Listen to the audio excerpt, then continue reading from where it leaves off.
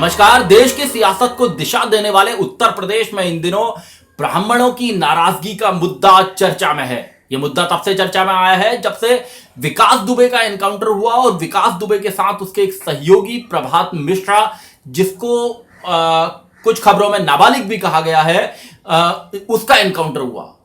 इस एनकाउंटर के बाद से सोशल मीडिया पे कई वीडियो वायरल हुए जिसमें ब्राह्मण समाज के एक वर्ग ने कहा कि उत्तर प्रदेश में ब्राह्मणों की हत्या हो रही है। विकास दुबे के एनकाउंटर के अलावा उत्तर प्रदेश में उन्होंने अपराध के कुछ आंकड़ों को देकर बताया कि उत्तर प्रदेश में के कई जिलों में ब्राह्मणों को निशाना बनाया गया, उनकी हत्या हुई और इस तरह उन्होंने अपनी नाराजगी का खुलकर इजहार किया। लेकिन इस पूरी सियासत में जब विपक्षी दलों को यह लगा उत्तर प्रदेश के कि क्या वाकई ब्राह्मणों में नाराजगी है, ब्राह्मणों के एक वर्ग में उत्तर प्रदेश की सरकार के खिलाफ कोई नाराजगी है, तो वो भी अपनी सियासत करने सियासी मैदान में आ चुके हैं और इन दिनों उत्तर प्रदेश में इसे लेकर चर्चाएं जोरों पर हैं। आप देख रहे हैं सत्यहिंदी.com। अपील मेरी आपसे यही है कि आप आजाद पत्रकारिता का समर्थन करें, सत्य हिंदी की सदस्यता योजना में शामिल हों। आर्थिक भुगतान का लिंक डिस्क्रिप्शन में दिया हुआ है। मैं बात कर रहा हूं उत्तर प्रदेश में ब्राह्मणों की सियासत को लेकर।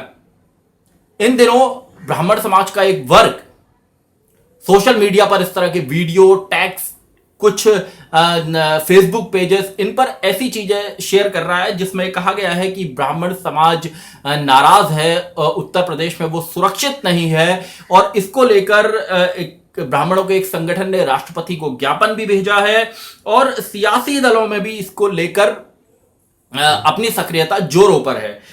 कारण एक ये बताया गया है, एक तो ब्राह्मण ये आरोप लगा रहे हैं कि उनकी उत्तर प्रदेश में ब्राह्मणों का एक वर्ग ये कह रहा है कि उत्तर प्रदेश में ब्राह्मण सुरक्षित नहीं है, लगातार हमले हो रहे हैं, हत्याएं हो रही हैं, राजनीतिक साजिश के तहत उन्हें फंसाया जा रहा है। और एक तो ये कारण है। दूसरा कारण जो है वो ये कि लंबे समय से इस जाति का कोई मुख्यमंत्री उत्तर प्रदेश में नहीं आया है। नारायण दत्त तिवारी आखिरी मुख्यमंत्री थे और उसके बाद से जब ब्राह्मणों को ये लगता है कि उनका जो सियासी प्रतिनिधित्व है या जो उनका जो सियासी आधार है वो उत्तर प्रदेश में घट गया है, तो इसको लेकर भी जो विपक्षी दल है वो उनको एक तरह से कहा जाना चाहिए कि उनकी सियासी भावनाओं का के साथ खेलने की कोशिश कर रहे हैं और ब्राह्मणों का एक जो वर्ग है वो ब्राह्मण मुख्यमंत्री की एक बार फिर से राज्य में बात कर रहा है। और इस सबके बीच में समाजवादी पार्टी ने एक दांव खेला है। समाजवादी पार्टी की प्रबुद्ध सभा ने कहा है कि वो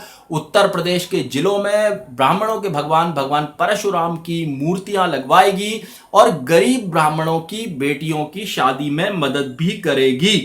तो ये जो समाजवादी पार्टी की ओर से ऐलान किया गया है, इसका सीधा मतलब यह है कि जो विपक्षी सियासी दल हैं उनको समझ ये आ रहा है कि अगर क्या वाकई ब्राह्मणों के किसी एक वर्ग में नाराजगी है, ब्राह्मण समाज के वर्ग में, तो उसको किस रूप से सियासी रूप से कैश किया जा सकता है। और इस तरह के अगर आप सोशल मीडिया पर देखेंगे कई पोस्टर्स रिलीज हो रहे हैं, उसमें बताया गया है आंकड़े देके कि इस जिले में इतने ब्राह्मणों की हत्या, उस अपराध में वहां पर ब्राह्मणों की हत्या। तो इसको लेकर उत्तर प्रदेश में इन दिनों सियासत जोरों पर है। इसके अलावा बात मैं बहुजन समाज पार्टी की करता हूं। बहुजन समाज पार्टी ने हाल ही में फिर से एक बार अपना जो उसका दलित ब्राह्मण मुस्लिम समीकरण था उसको मजबूत करने की दिशा में काम किया है। और मायावती जानती हैं कि 2007 का जो विधानसभा चुनाव था जिसमें ब्रह्मा नहीं, हाथी नहीं गणेश है, ब्रह्मा विष्णु महेश है का नारा दिया गया था, उस नारे ने बहुत बड़ी मदद की थी और उत्तर प्रदेश में बीएसपी की सरकार बन सकी थी। और मायावती जानती हैं कि ये जो वर्ग है अगर फिर से उनके साथ आ गया तो एक बार वो फिर से उत्तर प्रदेश की सियासत में अपना सिक्का जमा सकती हैं। तो हाल ही में जब आपराधिक घटनाएं हुई तो बीएसपी प्रमुख मायावती ने भी अपने ट्वीट में इस बात को कहा कि उत्तर प्रदेश की में ब्राह्मण समाज अपने आप को भयभीत, आतंकित व असुरक्षित महसूस ना करे, ऐसा कोई काम यहां पर नहीं होना चाहिए। तो कुल मिलाकर जब पत्रकार गाजियाबाद के पत्रकार विक्रम जोशी की हत्या हुई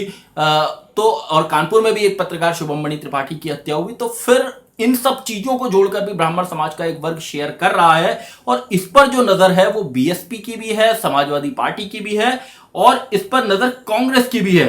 कांग्रेस भी इस बात को चाहती है कि उत्तर प्रदेश में उसका जो पुराना सियासी आधार था दलित ब्राह्मण मुस्लिम वाला, जिसकी वजह से वो लंबे समय तक उत्तर प्रदेश में एक छत्र राज करती रही, वो इस बार सत्ता में वापस आ जाए। और अभी हाल फिलहाल में कहा गया है कि उत्तर प्रदेश में कांग्रेस ने अपने नए जिलाध्यक्षों की घोषणा की है और उसमें जो 17 नए जिलाध्यक्ष बनाए हैं उसमें से 7 जिलों में ब्राह्मण चेहरों को अध्यक्ष बनाया गया है।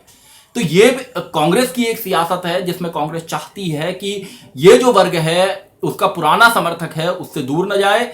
बीजेपी को ब्राह्मणों को बीजेपी का परंपरागत समर्थक उत्तर प्रदेश में माना जाता है और बीएसपी ने, जैसा मैंने आपसे कहा कि ट्वीट में तक बीएसपी प्रमुख मायावती ने समाज को की परेशानियों का जिक्र किया और समाजवादी पार्टी उसने ये कह दिया कि वो भगवान परशुराम की मूर्तियां लगाएगी और गरीब ब्राह्मणों की कन्याओं की शादी में मदद भी देगी।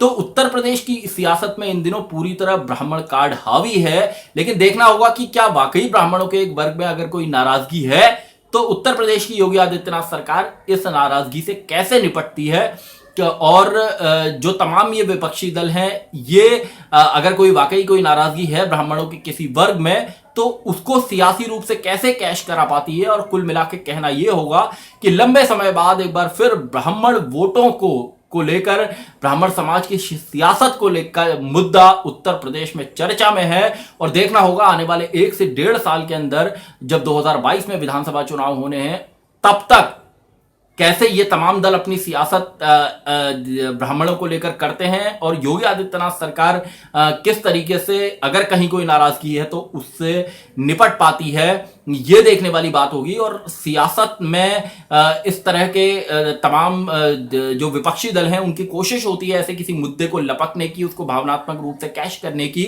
और इसको लेकर सियासत चलती रहती है। लेकिन समाज में उत्तर प्रदेश के अंदर जो ब्राह्मण वर्ग है वो बहुत राजनीतिक रूप से जागरूक भी है और समझदार भी है और वो इन बातों को समझता भी है। तो देखना होगा कि ये जो वर्ग है ये इन सियासी दलों के में से किसकी बात को अहमियत देता है, किसके साथ खड़ा होता है, ये आने वाले चुनाव में पता चलेगा। सत्यहिंदी.com में आज के लिए बस इतना ही। ऐसे ही तमाम मुद्दों पर मेरी आपसे आगे भी बातचीत होती रहेगी। धन्यवाद। सत्य हिंदी के और वीडियोस को देखने के लिए हमारे YouTube चैनल को सब्सक्राइब करें और सीधे नोटिफिकेशन पाने के लिए बेल आइकन दबाएं।